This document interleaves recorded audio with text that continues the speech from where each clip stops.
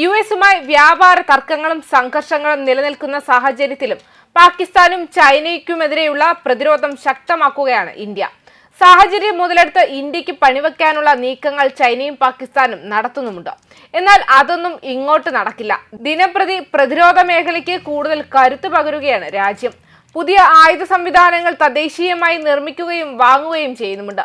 പ്രതിരോധ മേഖലയിലെ തദ്ദേശീയവൽക്കരണത്തിന് വലിയ പ്രോത്സാഹനമായി പാകിസ്ഥാൻ ചൈന അതിർത്തികളിലെ വ്യോമ പ്രതിരോധം ശക്തിപ്പെടുത്തുന്നതിനായി അനന്ത് ശാസ്ത്ര സർഫസ് 2 എയർ മിസൈൽ ആയുധ സംവിധാനങ്ങളുടെ 5 മുതൽ 6 വരെ റെജിമെന്റുകൾ വാങ്ങാൻ ഇന്ത്യൻ സൈന്യം ടെൻഡർ നൽകി.